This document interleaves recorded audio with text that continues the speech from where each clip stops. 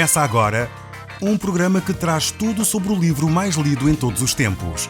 Apresentamos O Som do Livro.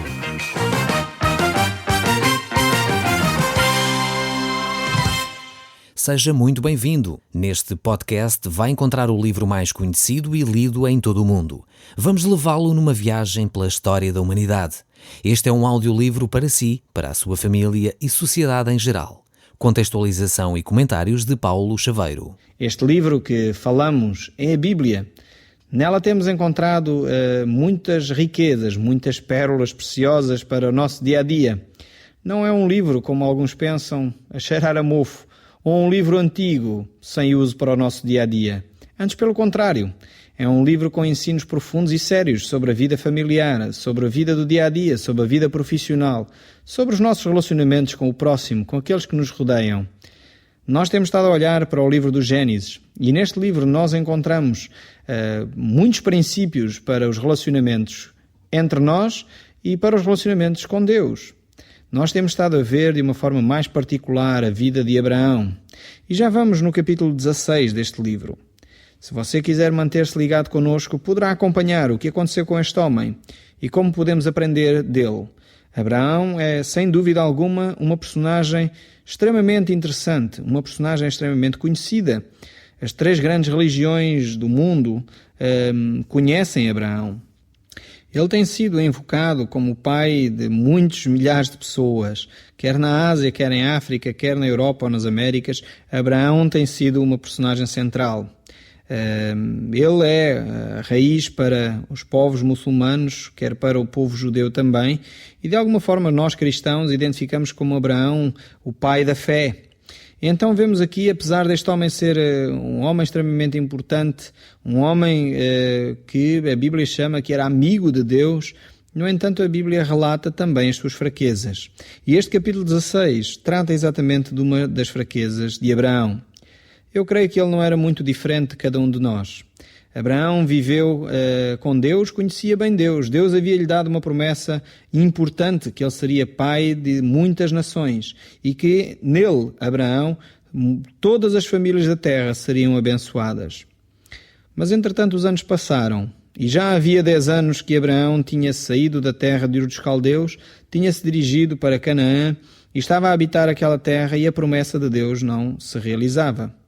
Então, parece que a sua mulher, como não tinha filhos, teve uma ideia. Vamos dar uma ajudinha a Deus. E parece que esta é muitas vezes a nossa atitude. Queremos dar ajudinhas a Deus. Deus diz-nos determinadas coisas, Deus faz-nos promessas, como as coisas não se realizam, não acontecem como nós esperávamos, então nós vamos dar uma ajudinha a Deus. Não é que Abraão não tivesse razões para estar, enfim, um pouco na expectativa.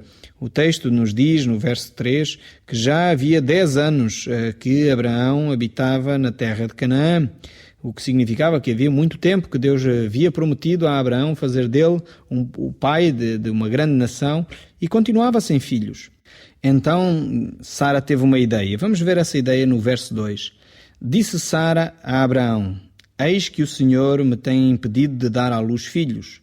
Toma, pois, a minha serva, e assim me edificarei com os filhos por meio dela. E Abraão anuiu ao conselho de Sarai. Então Sarai, mulher de Abraão, tomou a Agar, egípcia, sua serva, e deu-a por mulher a Abraão, seu marido, depois de ter ele habitado 10 anos na terra de Canaã. Ele a possuiu e ela concebeu, vendo ela que havia concebido, foi sua senhora por ela desprezada.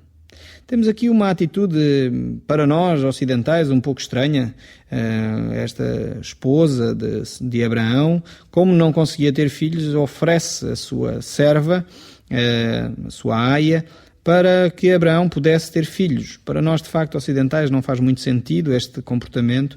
Naquele ambiente do Médio Oriente em que Abraão vivia, era uma prática comum. Não quer dizer com isso que Deus estava contente com o que estava a passar, tanto que iremos ver mais à frente a resposta de Deus a esta situação. No entanto, era prática comum. Toda a gente fazia assim e parece que Sara teve esta ideia de que Abraão pudesse ter um filho com a sua serva. Este certamente não era o plano de Deus, mas Abraão, olhando para o tempo passado, para a promessa que Deus havia feito, ele quis dar uma ajuda a Deus. Então fez pela sua própria maneira, pelo seu próprio esforço, aquilo que lhe parecia mais correto para que a promessa de Deus se cumprisse. Não era esta a ideia de Deus, e isso veio a trazer grandes problemas para a casa de Abraão, quer para Sarai, quer para o próprio Abraão, quer para a própria Agar, quer para os próprios descendentes que vieram desta relação. Nós iremos mais à frente ver quem eles foram. Esta atitude de Abraão não é, como já disse, muito diferente, se calhar, da sua, da minha, quando nós recebemos alguma orientação de Deus e os dias passam e as coisas não acontecem. Talvez Deus falou consigo, no seu coração, sobre o seu marido, sobre a sua esposa, sobre as melhoras que iria acontecer no seu relacionamento, e os dias passam e parece que nada acontece. Então a nossa tendência é fazermos pelas nossas próprias forças aquilo que Deus havia prometido. E o resultado disso normalmente é a asneira. Vemos que Abraão, quando tentou ele próprio resolver o problema e ele próprio encontrar uma solução para a promessa que Deus lhe havia dado, isso veio trazer grandes dificuldades para a sua família. Isso nos deveria ficar como lição. Eu creio que Deus relata nas Escrituras estes episódios exatamente para ficarem como exemplo para nós evitarmos cair nos mesmos erros. Quando Deus promete alguma coisa, se Ele prometeu, se foi Deus que prometeu, e isto é que é importante ficar bem na nossa mente, se foi Deus que prometeu, Ele vai cumprir. Mesmo depois de 10 anos, mesmo depois de 20 ou 30 anos, se Deus prometeu, Deus não falhará. E é esta confiança que nós devemos depositar em Deus.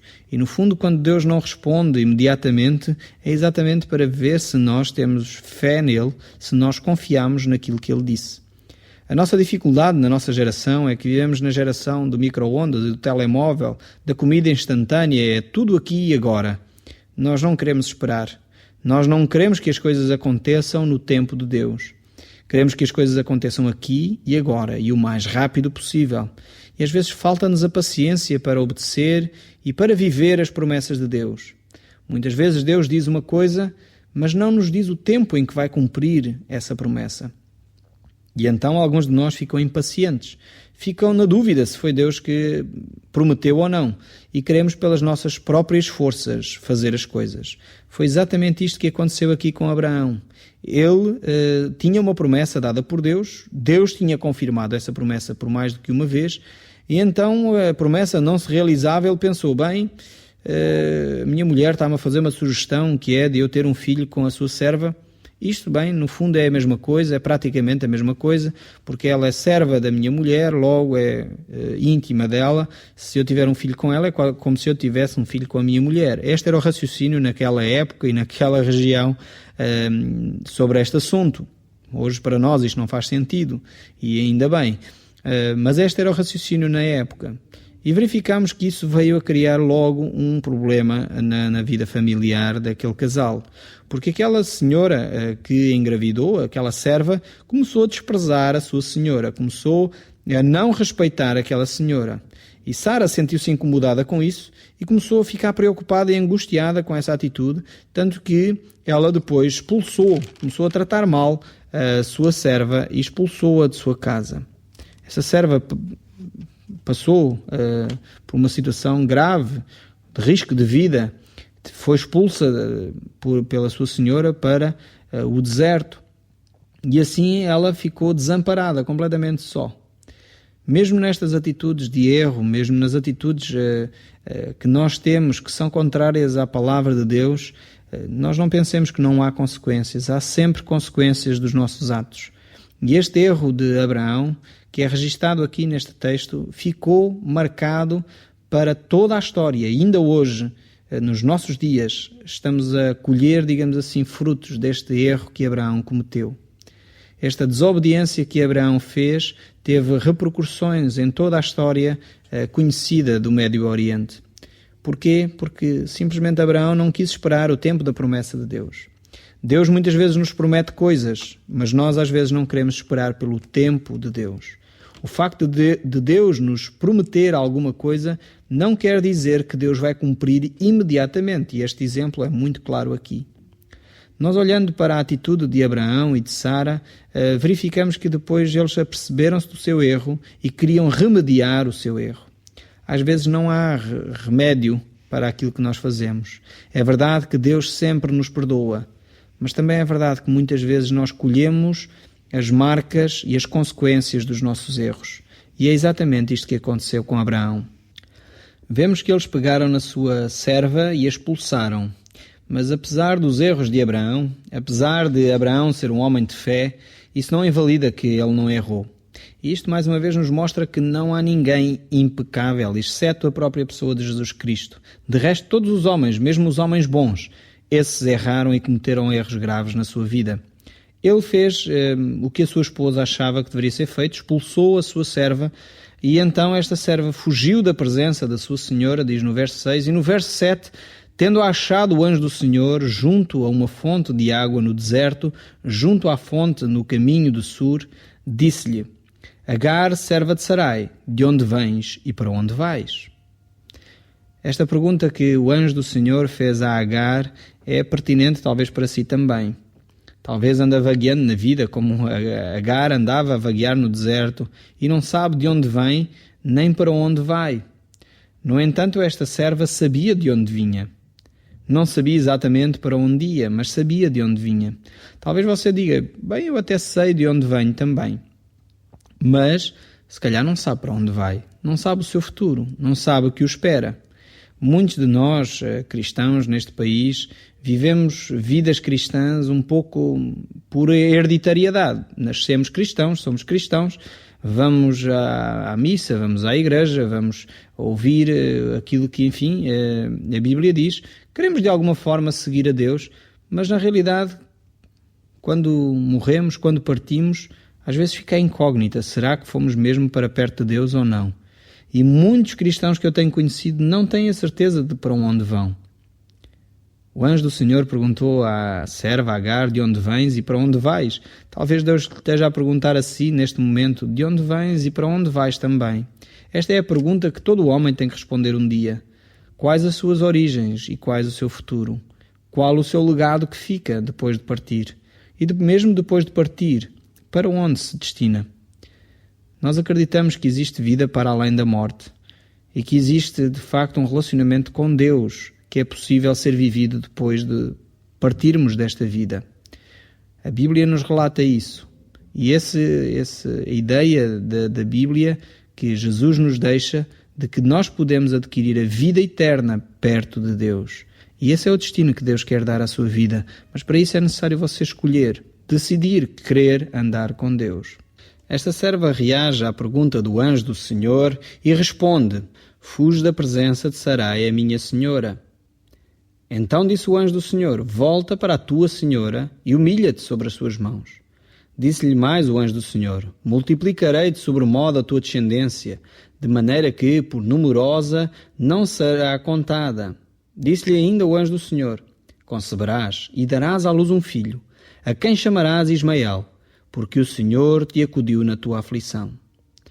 Esta tem aqui a palavra de Deus dada através deste anjo, a dizer como se chamaria o filho da serva, Agar, mas também uma promessa de Deus para a serva Agar. O anjo do Senhor promete a Agar que o seu descendente, por causa de ser também filho de Abraão, seria abençoado por Deus, seria tocado por Deus, e ele próprio constituiria uma grande nação. A este descendente de Abraão veio a dar os povos árabes, que ainda hoje são bem conhecidos. No entanto, esta promessa, porque Deus tocou e viu a aflição da sua serva, Ele não faz discriminação de pessoas, Deus não faz acepção de pessoas, Deus continua a agir com as pessoas independentemente da sua condição, sejam servos ou sejam senhores, sejam este ou aquele povo, Deus quer tocar na vida de cada um. Por isso, Deus continua a falar com esta serva através do anjo e diz: ele será entre os homens como um jumento selvagem, a sua mão será contra todos e a mão de todos contra ele, e habitará fronteiro a todos os seus irmãos. Então ela invocou o nome do Senhor, que lhe falara: tu és Deus que vê. Pois, disse ela, não olhei eu neste lugar para aquele que me vê?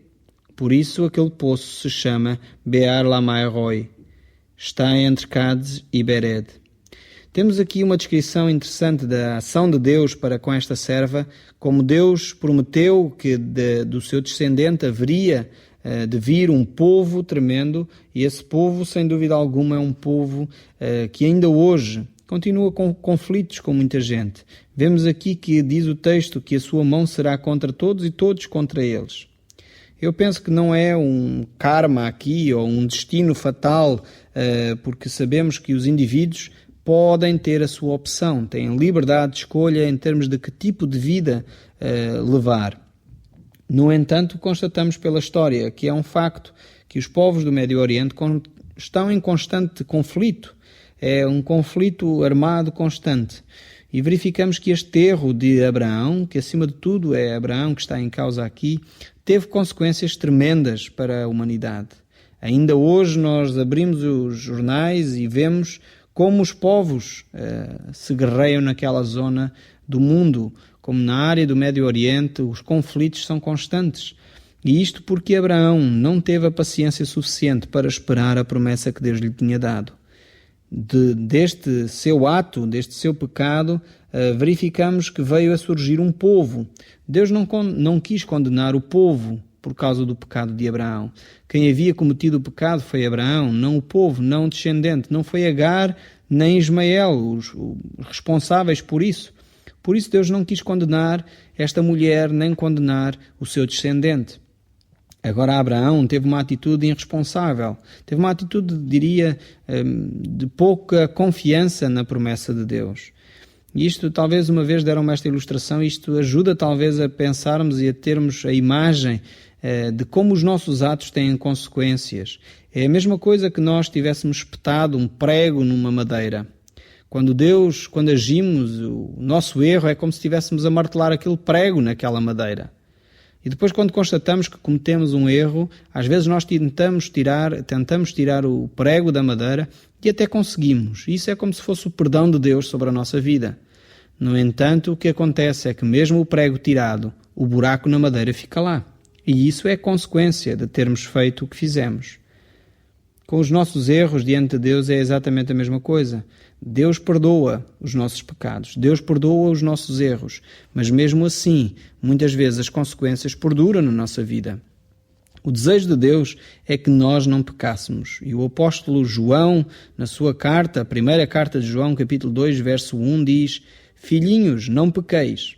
Se, porém, alguém pecar, tem um advogado junto ao Pai, Jesus Cristo, o justo. E esta é uma promessa de Deus. Podemos viver situações difíceis, podemos até cometer erros, cometer pecados, coisas que desagradam a Deus. Mas por outro lado temos uma promessa da parte do próprio Deus, que Jesus Cristo, Ele é o nosso advogado e o nosso advogado de defesa. Ele, de alguma forma, está a interceder por nós, está diante do Pai, a pedir ao Pai por nós, para que nós não pequemos, para que nós não nos afastemos dos caminhos dele e para que nós sejamos perdoados por Deus. Compete-nos a nós tomar as decisões corretas na nossa vida. Nós somos responsáveis pelos nossos atos. E Abraão aqui não foi. Por isso ele criou consequências tremendas para as gerações vindouras. Criou consequências ainda hoje que se notam e veem no Médio Oriente. E isto porquê? Porque ele desobedeceu a Deus. No entanto, esta serva viu e invocou o nome de Deus, no verso 13.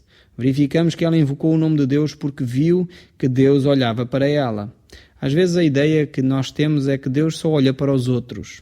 E talvez está na altura de você ter esta experiência como teve esta serva de Sara. Talvez ela pensasse, esta serva: bem, o meu senhor Abraão é que é um homem que se relaciona com Deus, ele é que tem intimidade com Deus, Deus só o abençoa a ele, Deus só o protege a ele, Deus só o guarda a ele, afinal ele é que tem tudo. Deus se esqueceu de mim.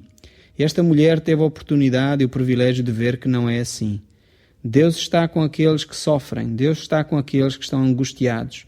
Deus está com aqueles que vivem situações de desamparo, pessoas que foram talvez injuriadas, pessoas que foram talvez abandonadas. Diz aí o texto que esta mulher admitiu e compreendeu que Deus é aquele que vê. Tu és Deus que vê. E Deus está atento à sua situação. Talvez você está a viver um período da sua vida, talvez no seu trabalho, em que se está a sentir injustiçado. Talvez as pessoas que estão responsáveis por si não estão a fazer um juízo correto acerca do seu trabalho. Talvez estão a criar uma situação de injustiça na sua vida diária. Deus é aquele que vê. Deus é aquele que fará justiça. Apesar de o anjo do Senhor ter dito a esta mulher: volta para o teu local, volta para a tua serva e neste momento humilha-te, porque eu tenho uma promessa maior para ti. Eu vou conceder que esse teu filho que vai nascer seja, de alguma forma, o precursor de uma grande nação, seja o precursor de um grande povo. E nós verificamos que, sem dúvida alguma, esta promessa de Deus mais uma vez se cumpriu. E não há dúvidas que há milhões de muçulmanos descendentes diretos de Abraão através de Ismael. Deus cumpriu a sua promessa de fazer de Ismael uma grande nação. Mas também se tem cumprido o facto destas tensões constantes entre judeus e muçulmanos. É uma constante, de alguma forma relatada já aqui na palavra de Deus. Mas ao mesmo tempo, mesmo quando nós nos sentimos desprezados, mesmo quando nós nos sentimos humilhados, Deus é aquele que vê. Ele não irá abandonar na sua situação, na sua circunstância que está a viver neste momento. Talvez, como já disse, no seu local de trabalho ou na sua vida diária, sente que alguém está a injustiçar, pode invocar aquele Deus que tudo vê. Pois Deus não irá desamparar nesta situação, nem neste momento. Nós iremos continuar a olhar para a pessoa de Abraão no próximo programa. Vemos como Abraão, apesar de uma idade avançada, de novo Deus lhe aparece e reafirma a sua promessa, o anima de novo a prosseguir no seu caminho. O Som do Livro, uma produção da Rádio Transmundial de Portugal.